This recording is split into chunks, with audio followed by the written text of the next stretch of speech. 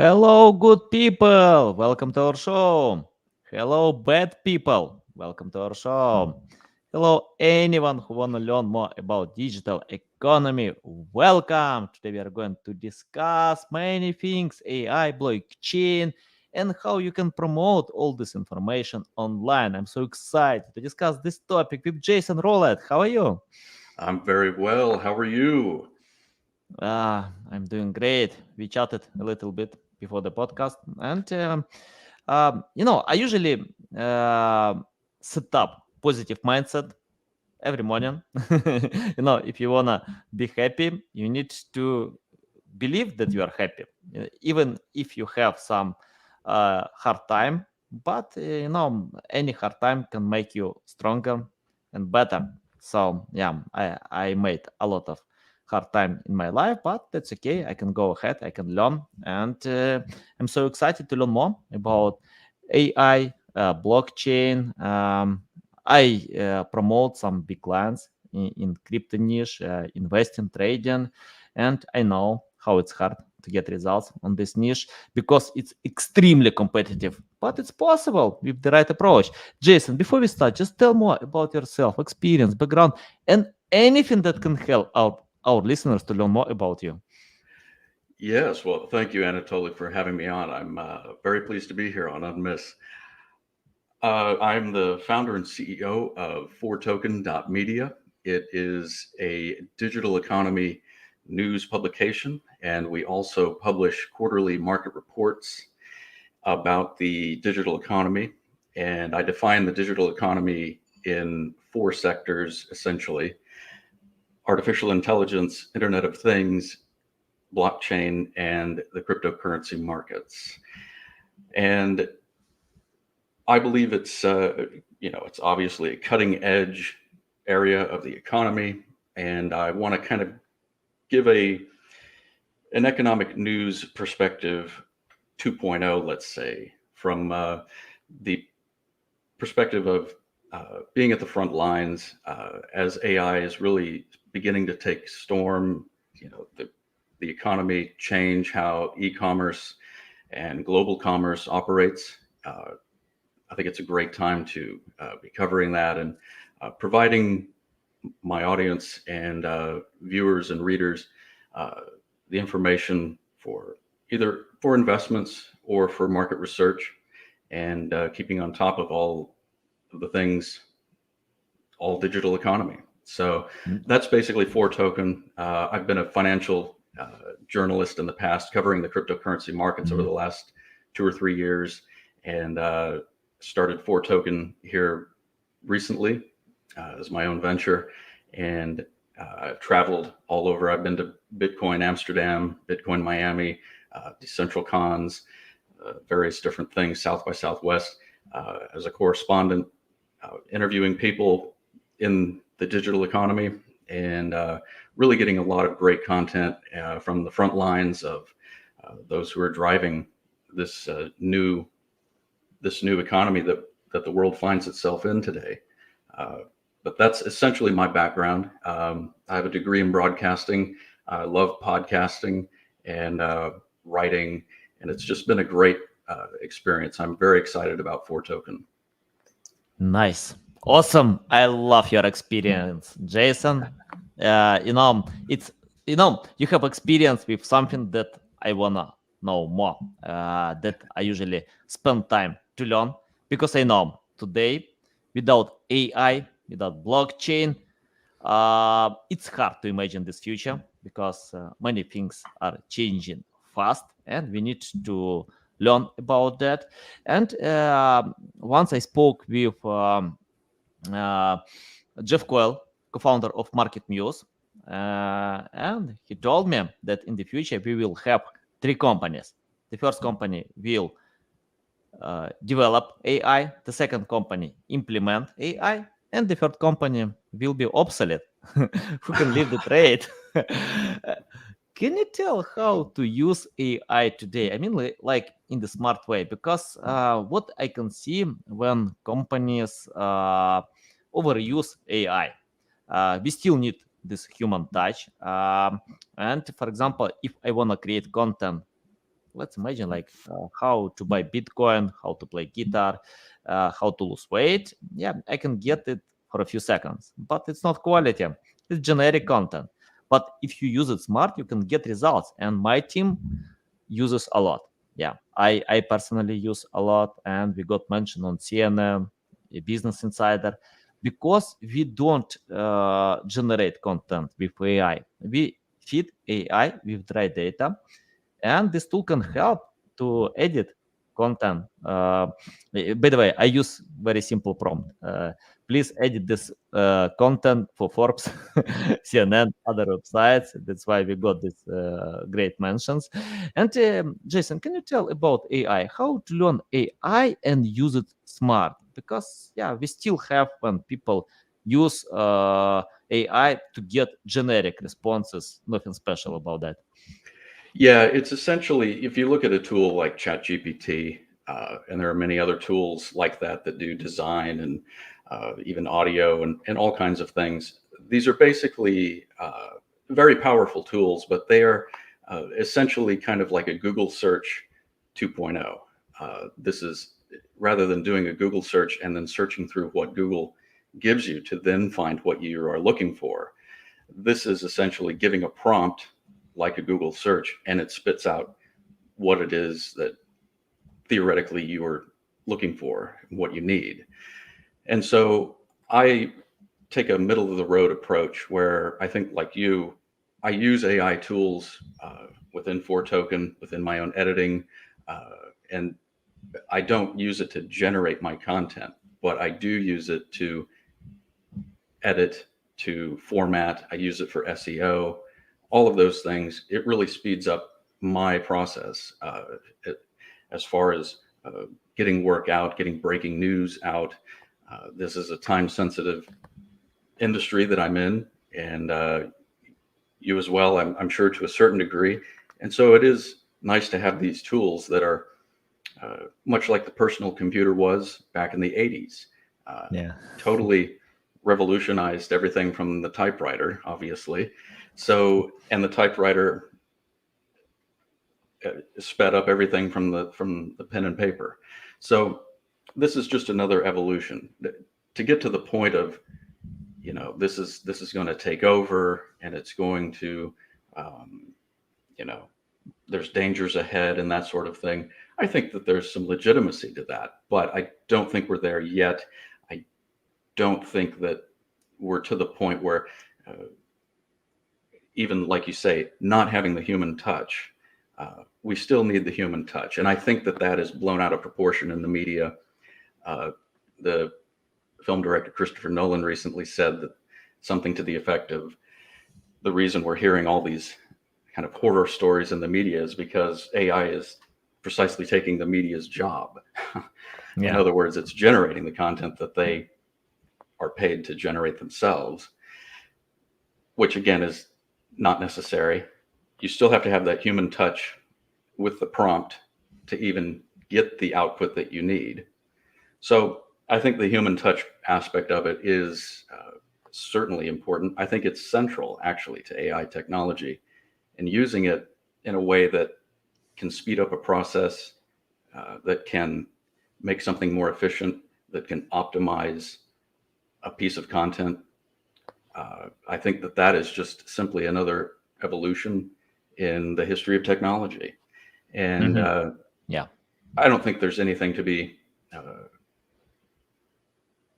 upset about, or try to be a purist and see these people, many in today's uh, you know news cycle, are trying to push back against it. The train is already in the station. AI is here. I think we need to use it. Mhm. There's no getting rid of it. Use it for the right purposes, and use it wisely. And it is just another piece in the evolution of technology. That's Yeah, how I I see agree. it. Yeah, I agree. And you remind me Elon Musk when he, yeah, when he signed this letter with 1,000 other entrepreneurs to procrastinate the process. After a few days, he bought expensive equipment on Twitter to develop this technology. Right. I, I think the main reason he got it. Okay, I don't know what's going on in Elon Musk head, but I can assume that he got it. He can't stop or procrastinate the process. We have a lot of regulations, different governments. For example, even if um, the US government decided to stop the process, China will develop this technology. Uh, UK will develop. It's really hard. We can't stop. So basically, before robots will kill all humans, we can use this technology. And I don't know. I can't forecast this future. Uh, for me, I don't know about the possible scenario of humanity, Terminator, Matrix, but today nobody can stop the process like in Terminator. Yeah, they tried, but they failed, and it's the same today because that's cool if we can regulate, and I hope it's better when government can regulate AI than AI will regulate government. And yeah, Right. Exactly. We don't want it the other way around. Not yet. No. yeah, But yeah, those are yeah. worries down the road that Hmm. I think will be addressed Hmm. professionally and with wisdom with those who are in the industry at that time. I don't think we need to worry about the robots coming up to try to Hmm. take over the world right now.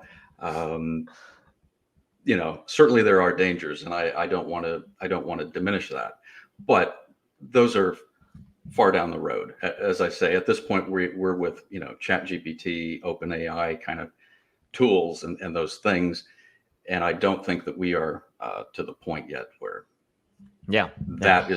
that needs to be the focus. I think we need to focus on the positive aspects and get those out there. And like you say, the legislation, they're working on this in Europe right now. Hmm. The EU has actually taken the forefront globally in artificial intelligence legislation, and the US has lagged behind.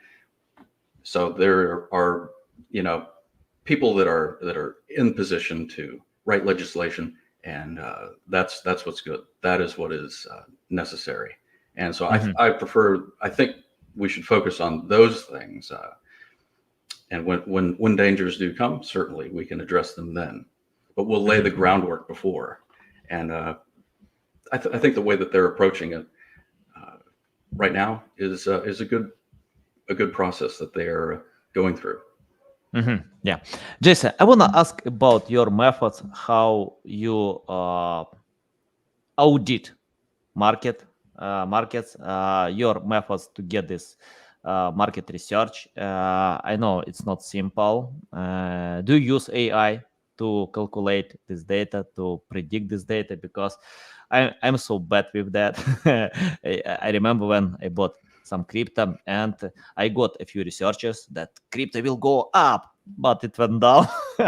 So for me, I'm skeptical to believe research, especially when you read forecasts about crypto.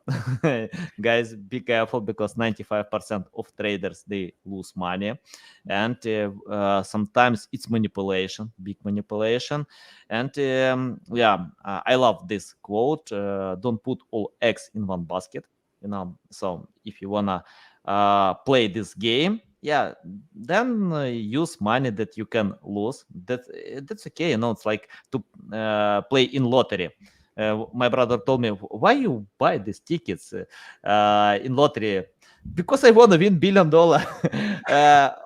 Yeah, okay. If I lose, that's okay. I can lose money that I can allow to lose. So, so tell your methods how to predict and your methods how to calculate data in digital economy and market research. Well, I should say that I don't actually do any prediction. The Oh, okay. reports that Four Token publishes are very recent quarterly results, and Hmm. so it'll be like the Q1 of 2023 in the AI industry market results.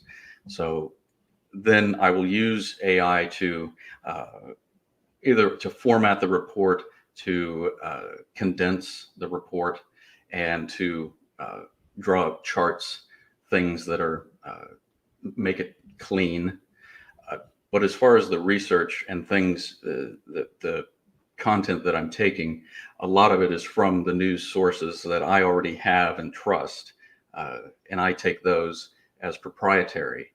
They are as close to the ground as I can get on what has happened with AI companies, IoT companies. As far as their market results, these would include press releases, boardroom calls, quarterly boardroom calls, things that would have that are already public facing, that I can basically condense and put into a report for readers to simply kind of get a more streamlined understanding. So those are the reports. It's from these public sources, and then that's what I mainly use it to condense that information, condense my own notes, and certainly I go in and link back to all the proprietary sources, or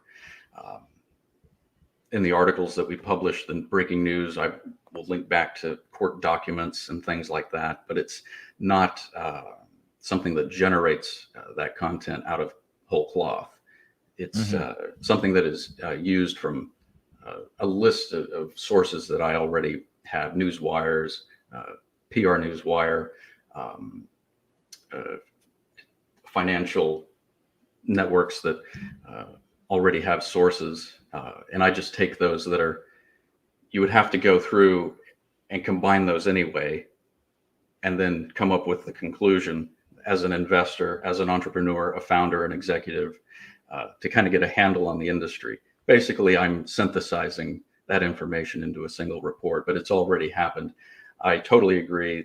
Doing any future casting on cryptocurrency or anything actually is basically, it's number one, impossible, and it's number two, it's a fool's errand to do any sort of cryptocurrency forecasting in that market in particular. It's already so volatile to begin with that the underlying structures to it are almost nil. You can use it for one thing. You can use a cryptocurrency for one thing. Maybe the project behind it has multiple applications, but the project behind it is not like a commodity that is used behind a stock. Whereas something like iron ore can be used for steel and plastic and all kinds of things that companies then use. So that commodity has value in and of itself with multiple applications. Cryptocurrency is backed by a project that may have multiple arms to it, but those in and of themselves are very, very limiting. And so it's not like oil, iron ore, lumber, these things that have multiple applications in the traditional financial markets. So that's as far as I'm seeing it, that's what where the volatility is coming from. Where does this actually apply in the marketplace? And if it doesn't, the price drops.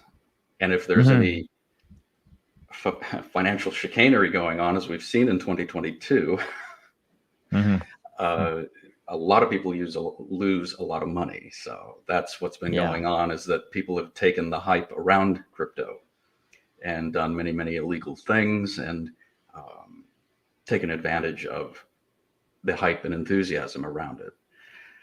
So it's something that certainly I've invested in cryptocurrency in the past. I still invest in Bitcoin to a certain degree, but I have become, even myself, very, very skeptical of a lot of the projects and a lot of the associated projects, the exchanges and the ancillary products and services around them as well. But that's just my own opinion. So Nice. Yeah, we don't give any advice, guys. You're not here to no, I'm not. listen. Yeah. Yeah. So but I only recommend. I love this approach from Warren Buffett. Of course, Warren Buffett doesn't recommend any crypto, but I listened to him for a long time. I listened when Bitcoin cost like a few dollars. I listened to Warren Buffett when Bitcoin went up a lot, and I stopped listening to him. Yeah, he's smart guy. We can't deny it, but I think Warren is good with something that he can do. But about crypto, I think if you do it smart, you can get results. And what I like in Warren Buffett, he usually buys something when it's going down, and he can sell when it's going up. So I usually, I like this approach, and I could earn some money with that. For example, when Bitcoin went down, I can wait a little bit and can buy. So yeah, but I never buy when it's going up for a long time. It's not a good idea. Uh, yeah, but anyway, guys, don't use it. I didn't. It's just my method. Be smart about that, because many things can happen. Jason, I want to ask about your customers. Can you describe who needs your reports, market research, and how this market research can help them to, I don't know, to choose something that will help them, to lead them in the right direction? Anything about that? Yeah, so with our market research, it, as I said, shows them the most recent quarterly results. And I release this under 4Token Quarterlies, the e-magazine, you might say, that we publish, and those reports at 4token.media. And the essentially, we go after entrepreneurs, founders, executives, investors, market researchers, specifically in the digital economy. So those who are more at the forefront of tech, the tech sector, but it's also widening out. The more applications that we're seeing of particularly AI and IoT, it's branching out. So it's widening the target audience that 4Token has. So it's getting harder to be a little more specific. But as of right now, it's executives, investors, retail investors, industry investors, and entrepreneurs, founders that are really wanting to be on the forefront and know the most recent and most accurate data of, this year, maybe some market trends that are going on. We have one now, 5 AI market trends is one of our reports, to kind of just show, again, not predicting anything, but there is hard data out there to say this is where it is going. And those are the types of products that we're selling to those reports in 4Token Quarterly. So we publish those every 4 times a year on the first day of each quarter. But we have some that are also, we have one out there right now that's a combination of digital economy and more traditional finance, where it's digital assets in comparison to commodities and global bonds. So you can kind of see a trend of maybe there's obviously more risk, or there's more advantage, things like that. And each investor, each reader can make their own decision. But we just lay out the facts as neutrally as we can, and then we go from there to let the reader make their own decision. But that's essentially who we're going after, who we're trying to serve, get the information out there. It's so fast moving. It's such a rapidly evolving industry or economy. It's a global thing happening so fast. It is difficult to get on top of it, but we're putting out reports as much as we can regularly. And so certainly using AI, as I said earlier, it does help with the efficiency. Nice. You mentioned about press releases. I use this technique like link building technique. So we pitch press releases to get mentions and links for our projects.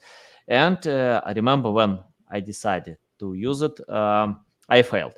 I wrote a bunch of press releases. I pitched all of them, got zero mentions, links, Hmm. but I learned. I learned how it works. I learned what I need to change. Then I hired specialists who can write creative press releases, something new, unique, and I hired specialists who can pitch them. And we got mentions on great websites, including CNN, Forbes, Business Insider, yeah, many big websites. And can you tell your methods? How to write press releases that people wanna read? I mean, like journalists can uh, add to their publications, and how to find journalists. I mean, like how to pitch in the correct way. Yeah, well, certainly putting out your product or service is always something that is very difficult to synthesize into a single press release, right? But my tactic as a journalist and as a copywriter, that my traditional training is where I come from, is to synthesize the main selling point. You have to distill the value that you are selling essentially in the first 1 to 2 sentences. Once you can get that out there and do it in a way using SEO keywords, using trending topics, ranking topics, you can hopefully get the attention that you are seeking and sell your particular corner of the market where you can both rank and get the exposure, but also retain the uniqueness of your product or service. So you can show yourself and show yourself to be slightly different. And in showing yourself to be slightly different from your competitors, you are non-verbally, in a sense, showing your own value to investors, to readers, and your general target market. That's my personal approach to writing press releases. There are a number of, there's just an endless number of copywriters out there and so many places to find copywriters. One thing I would suggest is looking at their portfolio, and there are a number of websites out there that will synthesize or condense a journalist portfolio, and you can see published things that they've published in traditional or new publications that are legitimate and kind of show their authority within the industry, within the subject that they're writing. I won't mention any here, but certainly people can go out and look for those. And, it's essentially kind of like an Upwork thing where you can go and find journalists. There's several out there. But Yeah, if nice. they can write in that way and you can look at their work and their portfolio and see it in that way of the actual selling, then that's probably somebody you might want to go for and take on. So certainly selling it up front in a succinct way is what's going to get people's attention. From there, they can read on if they're curious, and hopefully you can pique their curiosity in the first 1 to 2 sentences of a press release or any sort of textual post. Social media, of course, is a whole other thing, video, audio, wanting to get that out there right up front so that people's interest will be piqued. I couldn't agree more. I think, because people get a lot of emails, if I remember correctly, plus 100 emails a day. They get a lot of spam messages, including LinkedIn, Twitter, and any other profiles. And that's why journalists, I can imagine, they get a lot more than 100 emails a day, and most of them generic. And I spoke with a few big publications, and they replied to me that they stopped accepting press releases because after launching ChatGPT, they got a few times more press releases than before, and most of them generic, and they have no time to read all of them.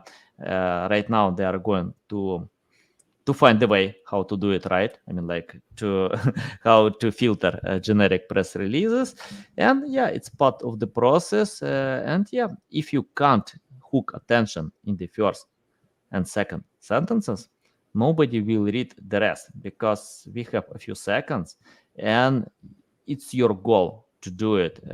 I like this book from Joe Sugarman. He wrote this book before digital, uh, how to hook attention in the beginning. Yeah, you need to be creative.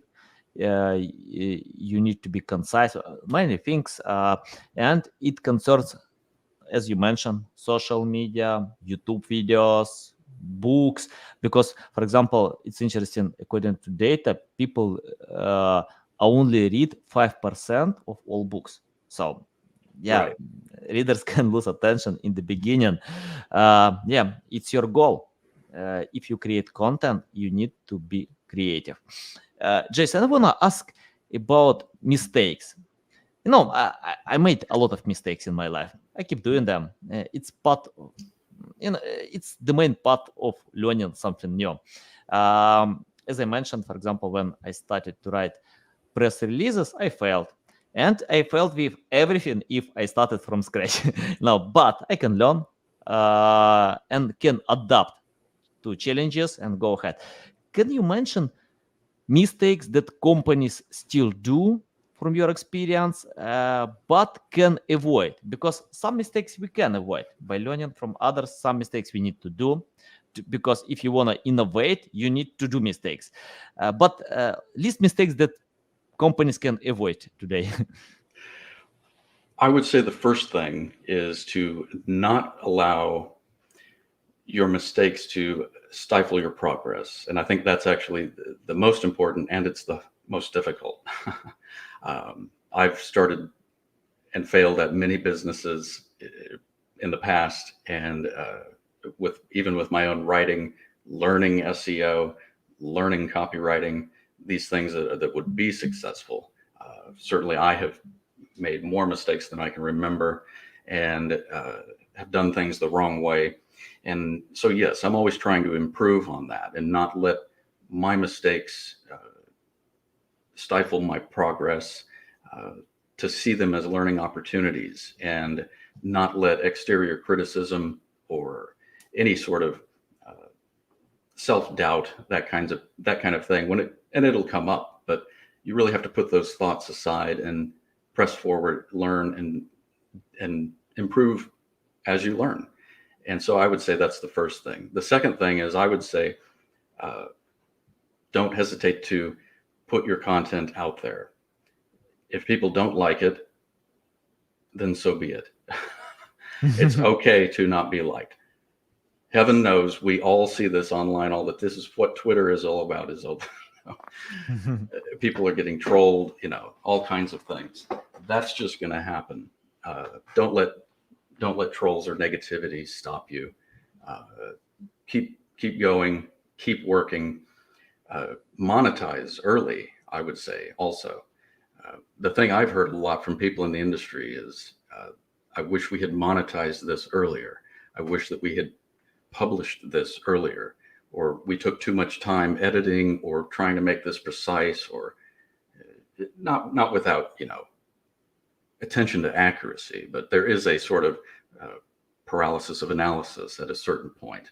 So I think you want to maintain a balance there. Those are the things that I would say. I think that in my experience is where I've seen the most kind of either outright failures or just people getting mixed up in the process and maybe becoming misguided in reaching that goal. So that's something, and I'm speaking to myself because I've done this many times and discouraged myself and that sort of thing. You really have to fight against that and to press forward, learn, apply, and move forward. And only you can judge your work. What other people may say things about it, but you have to put the negativity aside. Unless it's constructive criticism, certainly take it into account. But people online or bots or whatever, don't let that discourage you from pursuing your goals. Nice. Yeah. You remind me, Seth Godin. He is one of the best marketers ever. And he told that he stopped reading Amazon reviews of his books since 2011. So more than 12 years, one of the best marketers ever who wrote these great books, Purple Cow, This is Marketing, many other great books, decided he doesn't need to know reviews of his books because of negative comments. And he explained about that. You can't satisfy anyone. For example, Joan Rowling wrote the book Harry Potter, and this book has 2% of one-star reviews on Amazon. Who reviewed this book? One of the worst written ever. No, very successful book. 1 billion people love Harry Potter. Great movies. Yeah, a lot about this book, but 2% of people can review like one of the worst written ever. And that's why Seth Godin stopped reading reviews. And I think it depends on your sensitivity. Of course, it's better to know what people can think. But if you are sensitive about that, skip it. Don't read these reviews. Go ahead. Be yourself. You can't help anyone. If you can read and learn from these reviews, because I remember Bill Gates said about that, negative reviews are the best asset of data. You can learn your customers and to think how you can create something better, much better products. But if you are sensitive, leave it. Be like Seth Godin. Go ahead. Yeah, Jason, I want to ask about your experience. I have students in my network. And I also found that I usually get high results with clients who understand SEO. If they understand, then we can cooperate like a cohesive team. My customers understand why we need to create high quality content, why it's important to think more about traffic value than getting more traffic, many things. If they don't understand, I tell them, take my course, learn from Lily Ray, Jeff Coyle, go to YouTube, go to Google, choose your loving way how to learn, get data. And I want to ask you, if you started today from scratch without any experience, knowledge, skills, it's your first day in market research, digital economy, what will you do today if you do it from scratch? First thing I would do is educate myself as quickly as I could using whatever free tools I could. I would also network with people in the industry that I'm pursuing. This is something anybody can do. And yeah, from there, I would try to build up content that would show the value that I'm offering to the world. And people will pick up on that at a certain point. It will take time, but certainly I think that this is really the perspective I would come from, and using as many free tools and things with no money, no education. Get educated and get as much content out there that is as good as you can make it for as knowledgeable as you are. The Peter principle is there. You can only do as much as you know, essentially. And so it's important to have your skill set out there. If you don't know how to copyright, go on YouTube and figure it out. If you don't know LinkedIn, go to LinkedIn, their learning site. I forget it now. Anyway, they have a whole learning thing about how you can learn everything on LinkedIn. Go there.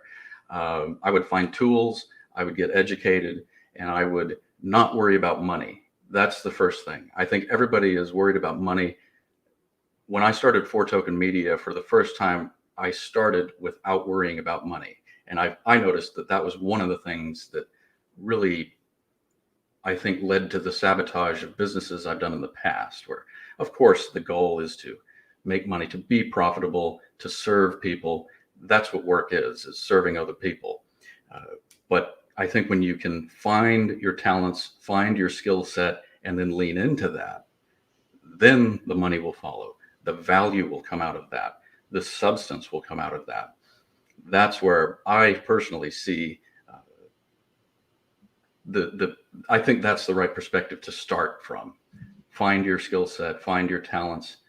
What do people compliment you on? What have you done that has gotten, good feedback? What have you gotten that's gotten perhaps more negative feedback, but that you can learn from that and change and improve?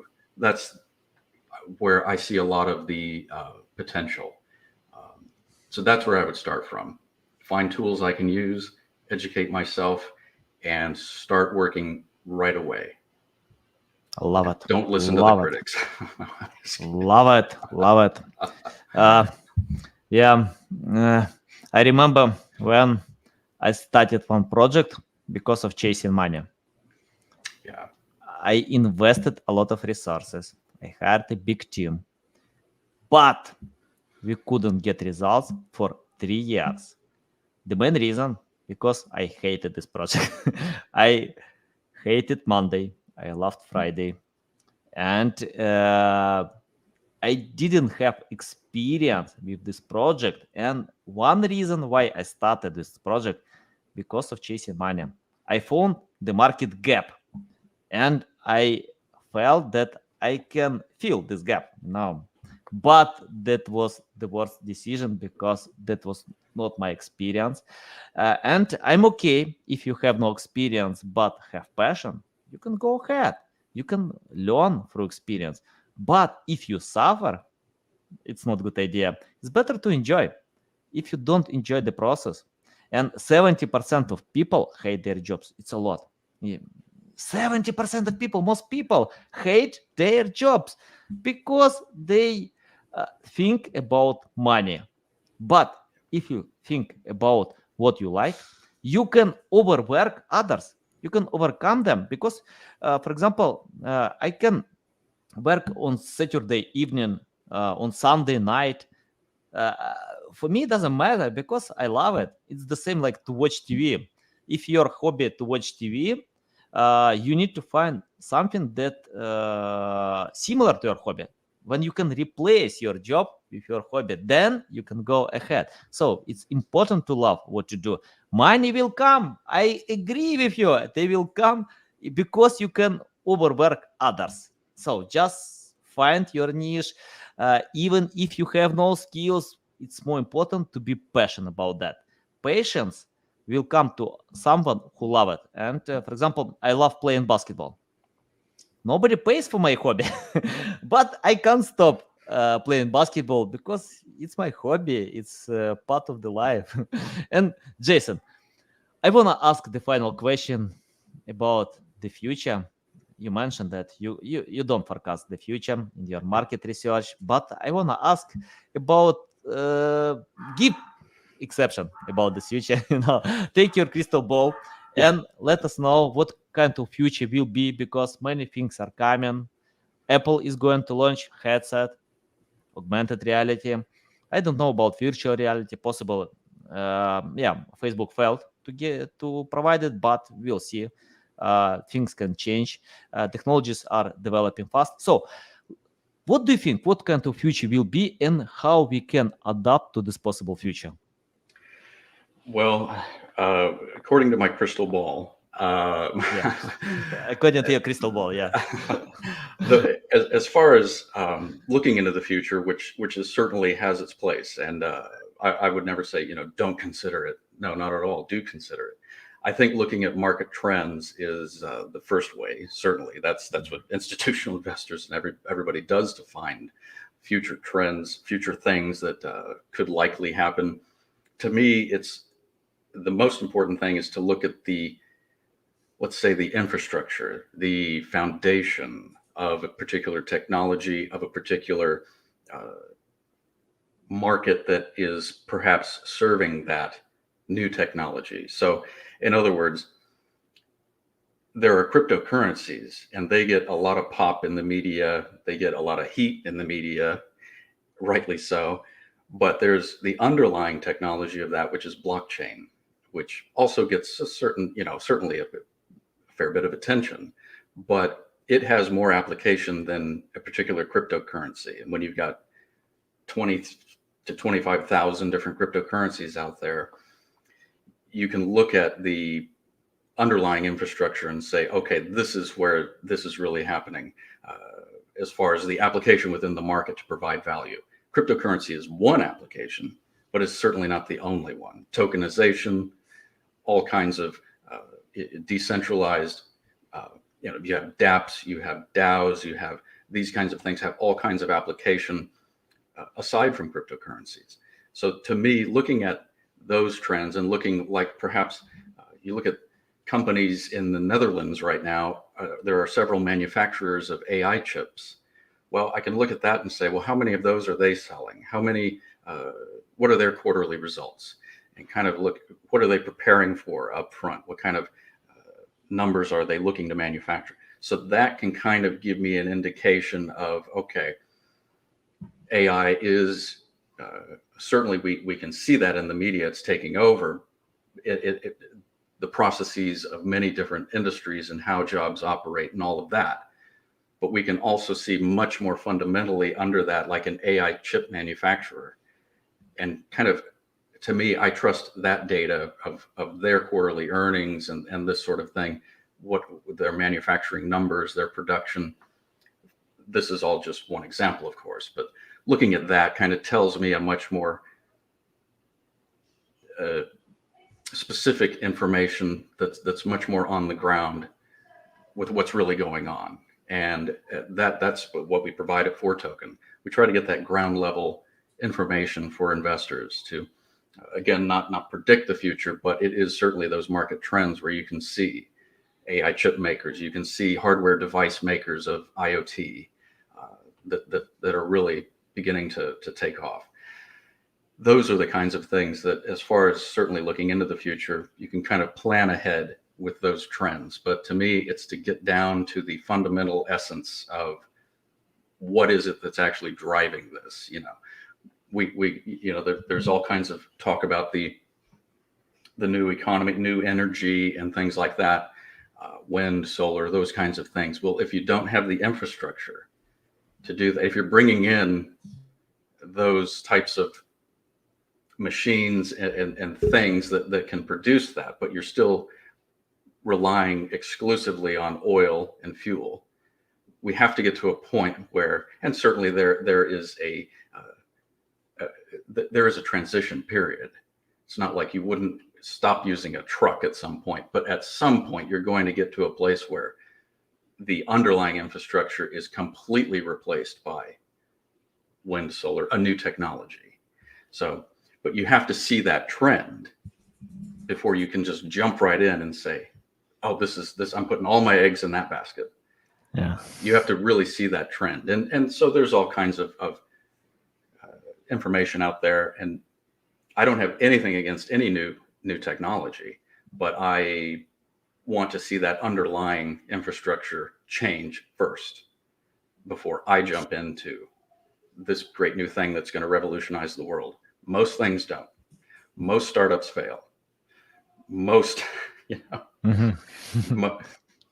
most things that are put out there online are not even known 10 seconds later. So yeah. you have to look at something that's more steady, that's much more, it's far less temporary. It's not permanent, but it's far less temporary than the big pop in the media or the big heat in the media. So that's to my mind, get to the fundamentals, get to the ground floor, and look at what's trending down there. So that's my approach, and that's what I provide at 4Token.media. Yeah. Awesome. Love it. Jason, it's a big pleasure to get on my show. I like all your valuable insights. Tell our audience the best way how to keep learning from you, how to reach out to you, how to follow you. They can go to 4Token.media, and they can also follow me on LinkedIn and they can follow 4Token Media on LinkedIn. I am mostly active on Instagram. Mhm. It's less about 4Token, but I do post about 4Token there. J. Douglas Rowlett is my handle. That's my pen name. I've written some flash fiction and Mhm. other things, children's stories. So I go under my pen name on Instagram, and I post stuff there about 4Token. But I am most active on LinkedIn at Jason Rowlett, and 4token.media is where they can sign up for our newsletter. They can listen to the 4Token podcast, and they can download free excerpts of our reports at 4Token Quarterly. And there are links there, and subscribe. And we hope to serve as many investors with valuable information as the information brokerage that we are. I have a new writer. We've got really good talent on my team, and been very happy with how 4Token is the trajectory it's been on so far. Very happy to be on the podcast with you, Anatoly. Thank you so much for having me on. Yeah, big pleasure, guys. You can find all links in the description below. Listen us on Apple, Google, Spotify. Thanks again for your time. Love it. So valuable. I'm going to read your reports. I'm going to follow you. Mostly on LinkedIn because I'm not active on Instagram. But I think if someone likes Instagram, it's a good chance to follow Jason to learn a lot more. Okay, guys, love you. See you.